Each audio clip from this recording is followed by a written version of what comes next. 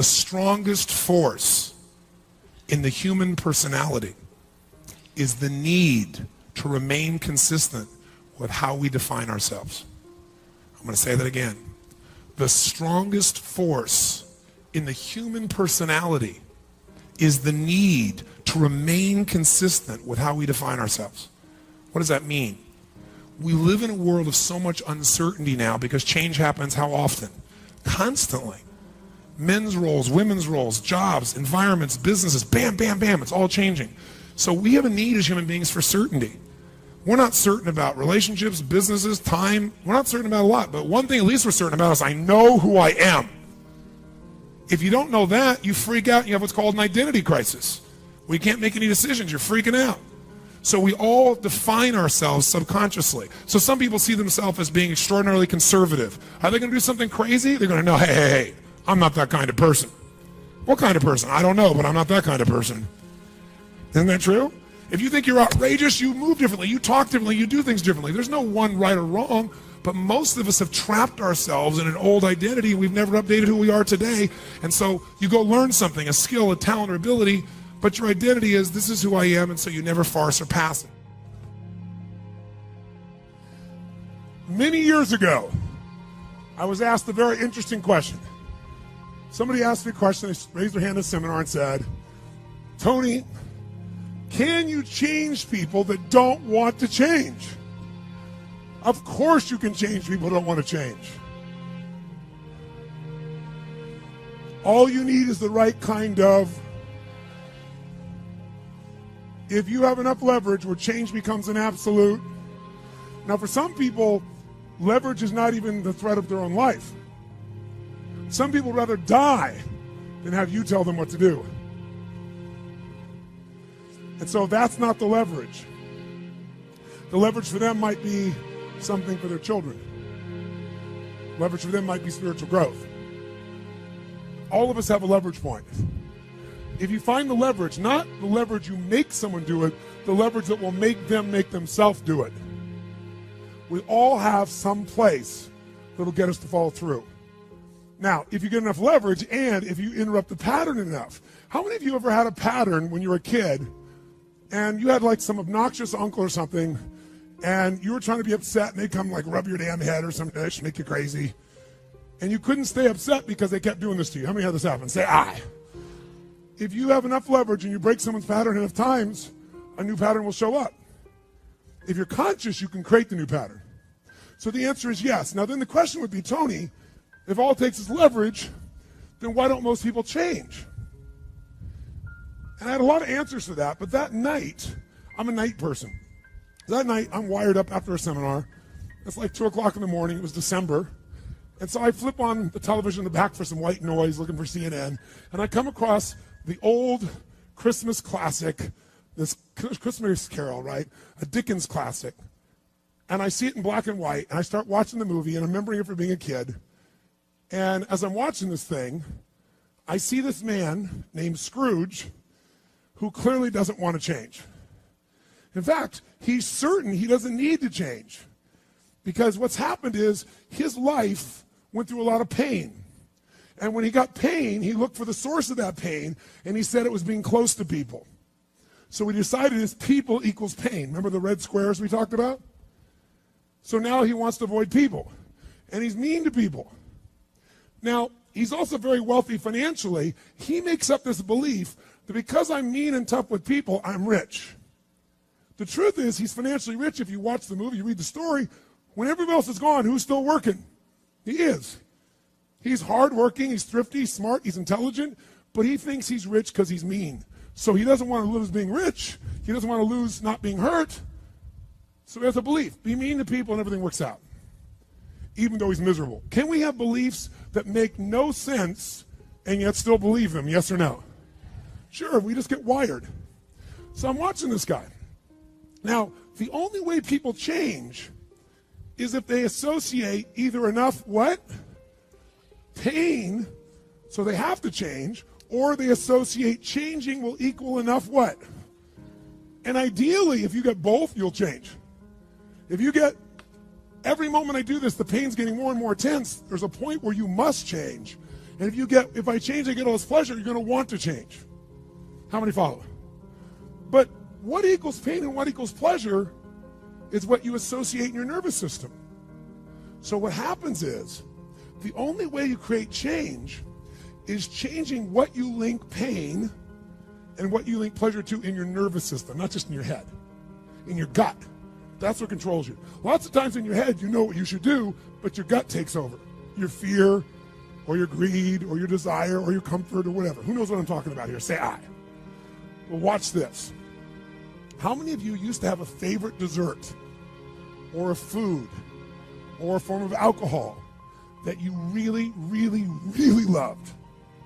And then one night you had an experience like never before, where something happened, where this food or this drink or this alcohol that you love so much, it went down, but it kept coming back up at a level of intensity and with enough aroma and pain and association that to this day, it takes no willpower just to think of that alcohol or think of the smell of that food or look at it.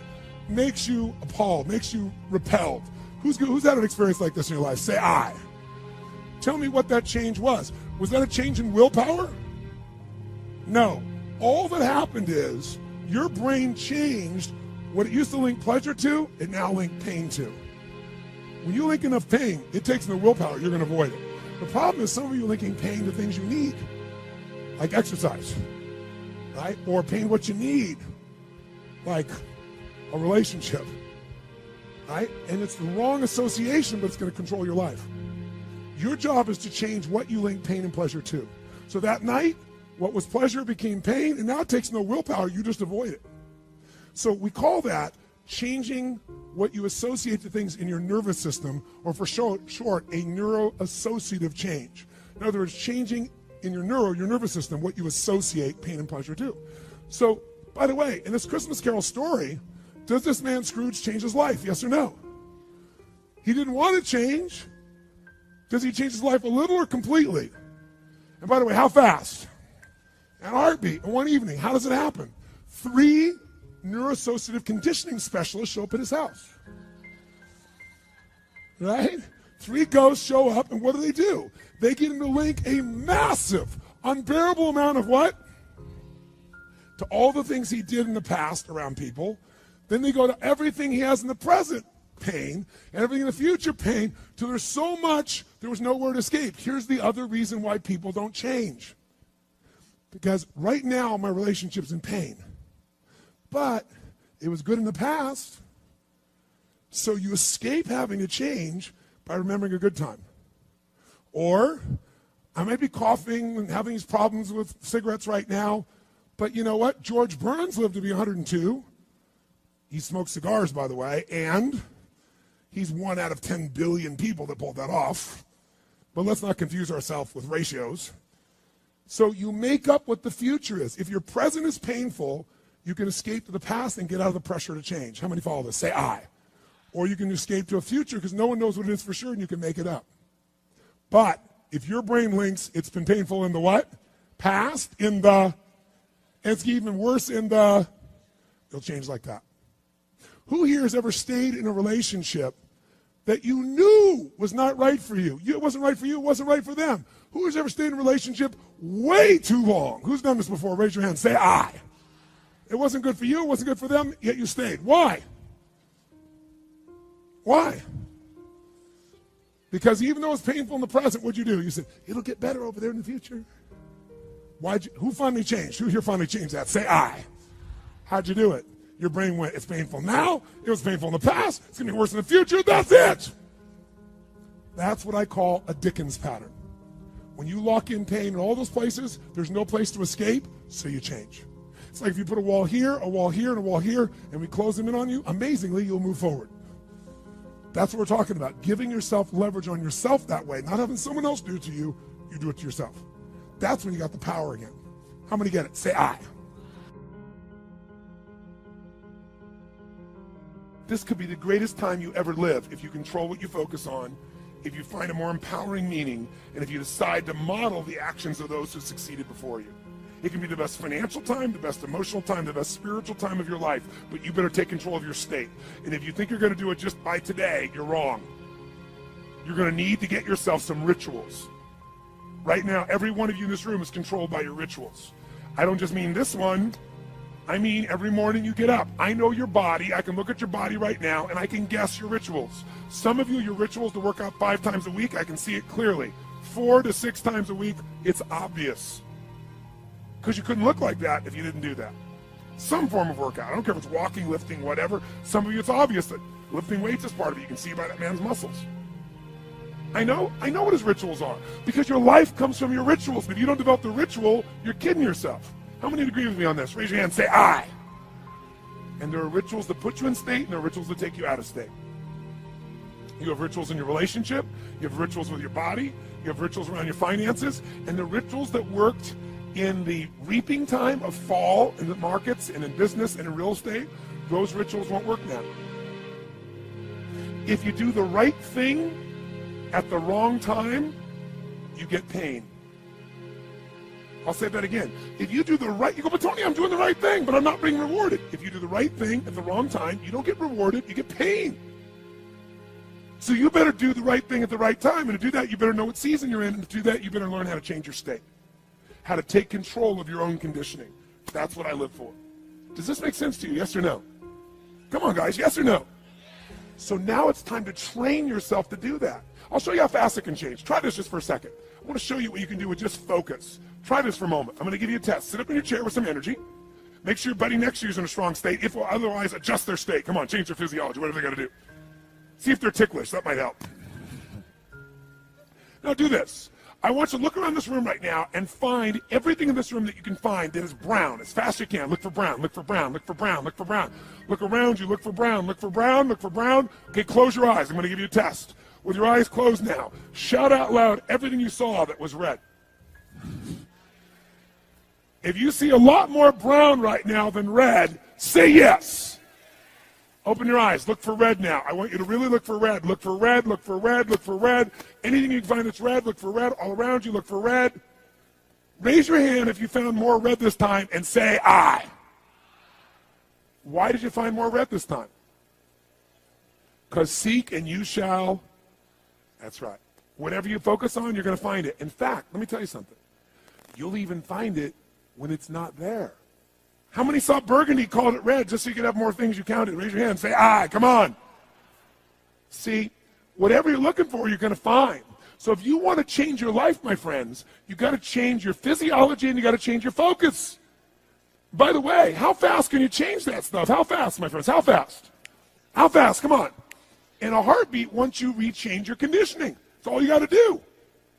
And you can do it fast. You can do it with a question or two. Try this right now. Answer this question in your mind and be honest. What in your life today, if you wanted to be, could you feel proud about right now? If you wanted to feel proud, if you didn't feel like, I shouldn't be proud, if you wanted to feel proud, what could you be proud of in your life today? Your children, your health, your body. Is there a problem you faced? Instead of running from it, you finally stepped up and handled it. What could you feel proud of in your life today if you wanted to feel proud? How many can think of something? And when you think about this thing you're proud of, what about that makes you feel proud? What do you focus on that makes you feel proud? How do you breathe when you really start to feel proud? What's the kind of look on your face that starts to happen when you let yourself feel proud? Yeah. How's that feel?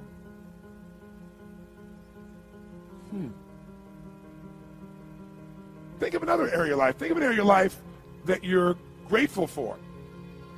Or if you go, I'm not grateful. If you wanted to be grateful, what's an area you could feel grateful for? What could you feel grateful for if you really wanted to feel grateful? How many can think of something you could feel grateful for? Let me see your hands. And what about that are you grateful for? What do you focus on that makes you feel grateful? How does it feel when you're really, truly feeling filled with gratitude?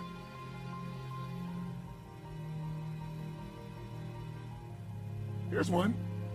If you wanted to be excited about your life right now, and you were willing to be excited, you're willing to buck everybody else's trend, What could you feel excited about in your life if you wanted to feel excited? What could you get excited about if you really focused on it and you really took it in?